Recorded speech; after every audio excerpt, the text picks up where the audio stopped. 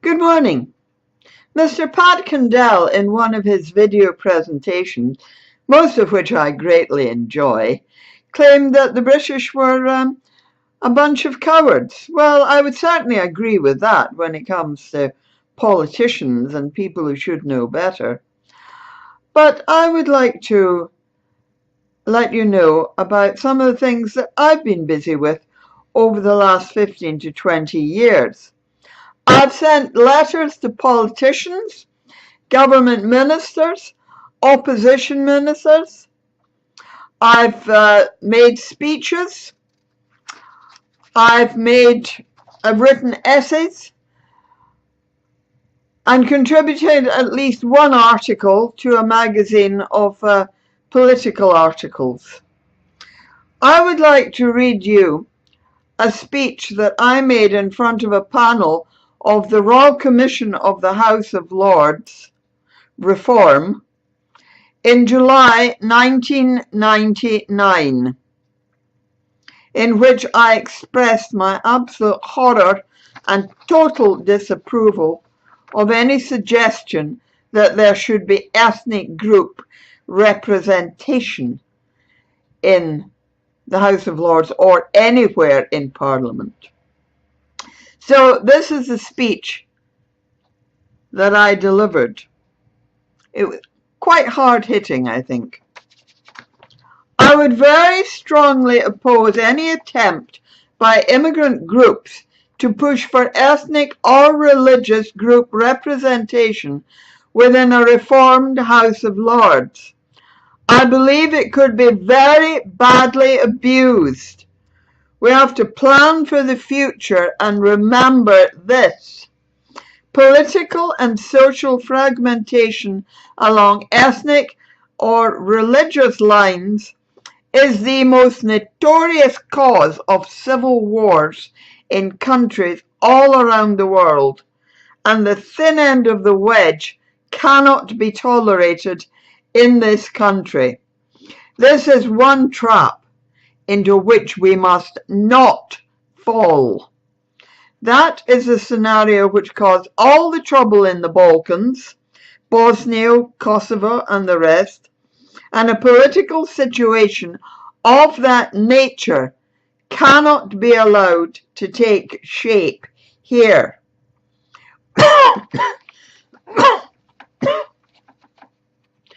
Was not India taken to the brink of civil war in the late 1940s? Because Jinnah, the father of Pakistan, insisted on division of political powers along ethnic and religious lines. Did not the same situation cause all the trouble in Kashmir in 1965? Trouble which is still going on to this day. Was it not the formation of power blocks along ethnic and religious lines that caused all the trouble in Cyprus, Israel, Palestine, Lebanon, Sudan, Sri Lanka, Nigeria, and in a great many other countries all around the world? It is bad enough to have a system of ethnically defined power blocks operating in countries where competing ethnic groups present equal historical claims, equal ancestral rights, and or a valid recognized territorial claim to the same country on an ethnic group basis. It would be arrogant nonsense, if not downright bigotry, to introduce it in a country like Britain, where the nation has never needed to share its historic identity and ancestral rights with anyone, and where ethnic minorities are composed almost entirely of voluntary, self-introduced immigrants who came in without any kind of pre-existing territorial claims. It would set an extremely dangerous and ill-advised precedent to which I am completely opposed. The whole trouble with ethnic or religious group representation is that the representatives actually come to believe that their prime function is to promote and push the interests of their own special group, regardless of whether or not it's at someone else's expense. That is the road to trouble. These group identities are highly conducive to emotion and political blackmail. People will then line up behind their group identities, believing that whatever the policy their group leaders propose, that is the one they must support. It is precisely upon the question of whether or not different ethnic groups should be allowed the facility to do this that many a brutal and vicious civil war has been fought. Please remember Lebanon. Remember Lebanon, where Palestinian requests began modestly enough and escalated to dictated demands. Positions in the House of Lords and anywhere in Parliament can only be entrusted to people who can see the interests of the nation as a whole. Immigrants to this country were admitted through the immigration system designed for private individuals and live here in the status of standalone individuals only, whatever their native ethnicity and country of origin. They have no constitutional right to make any political demands on behalf of any ethnic group of which they claim to be members. Any right which they may purport to have in this respect is entirely fictitious. If they choose to congregate together in a single ethnicity enclave for social or informal purposes, that is one thing. It does not follow that it is either politically acceptable or constitutionally correct for that group identity to be transported into politics and used for political purposes.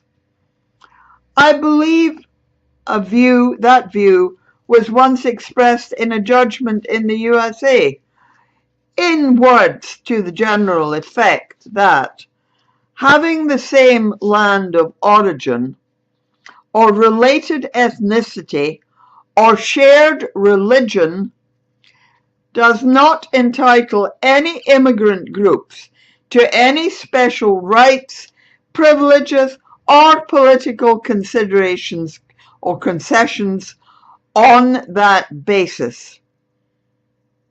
That, I believe, was extremely well put. In other words, you're not on, boys. It is a most dangerous thing to allow immigrants and non-natives to believe that they can design on demand their own constitutional rights. It is a complete fallacy that non-native people need any representation along ethnic lines. What would they need it for? Why should they try to claim it? We never had demands like this from Italians, Poles, Jews, or Germans in this country. They realize perfectly well it's their responsibility as immigrants to mesh in discreetly and take their chances as individuals.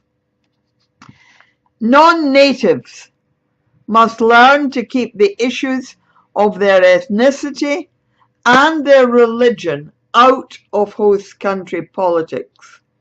The host nation does not want to hear about jockeying for position in the power-seeking stakes, pushing for privileges, jealousy of the native population, and ploys designed for point scoring in their favour.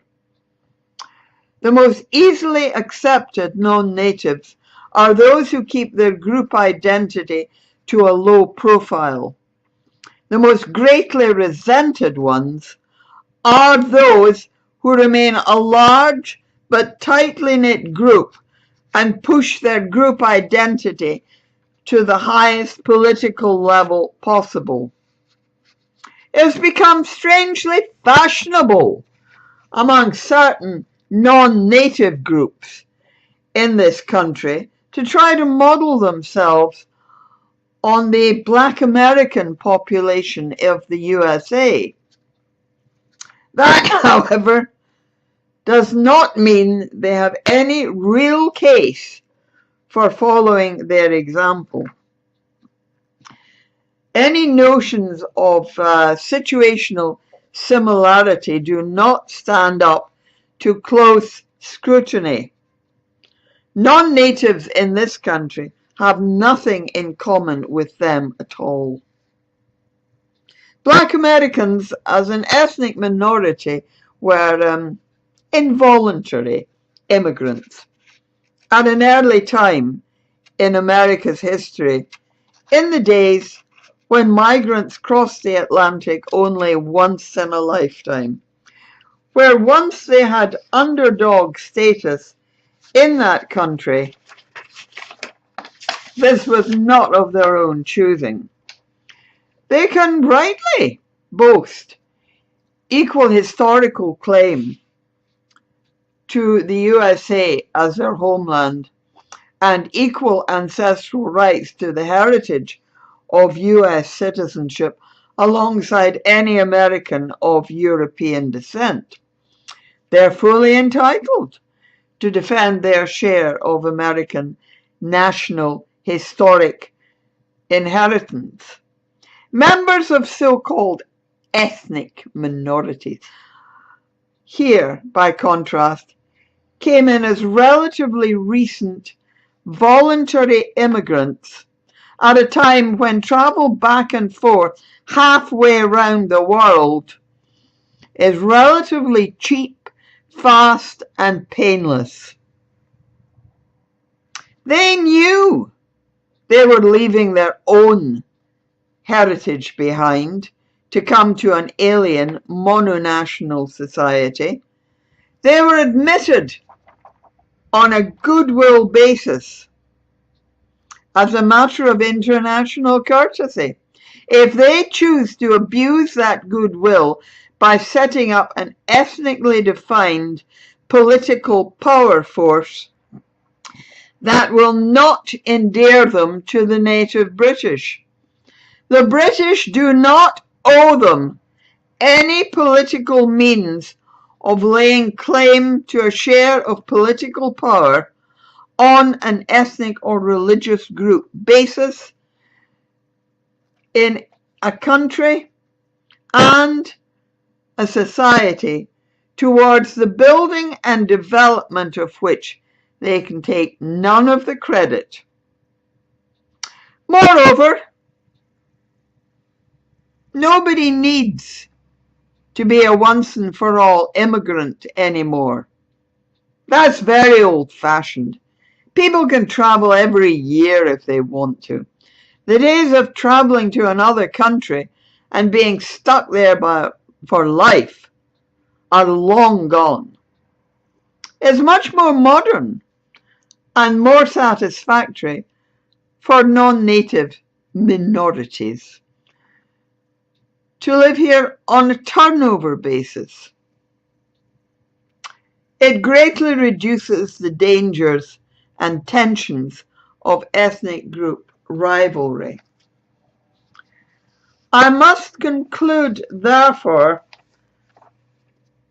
that the case for non-native ethnic or religious representation in the House of Lords or anywhere else in Parliament or any other governing or public service body is so dubious and fallacy-ridden that it can be easily dismissed.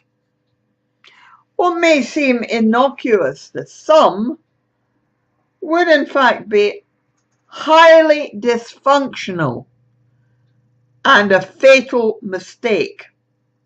Any such claim is, to my mind, simply a power-seeking exercise by certain non-native groups for power-seeking's own sake, and I could never approve of that. Well, that was the total of my speech in 1999, just about 15 years ago. And in the intervening period, what have I found?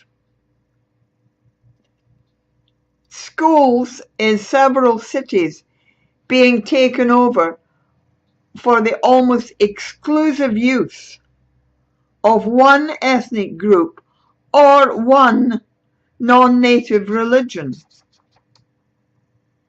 Large sections of major cities taken over for the exclusive inhabitation by a non-native ethnic group, setting itself up as a power bloc and grabbing political power in the local councils and demanding ethnic quotas in the police and other public service bodies. That is entirely wrong. As I argued with one civil servant some years ago, ethnic quotas are in fact unlawful. No basis in law, in fact, they contradict it. So we have to keep fighting against it and make sure that we stay constitutionally correct. Thank you for listening.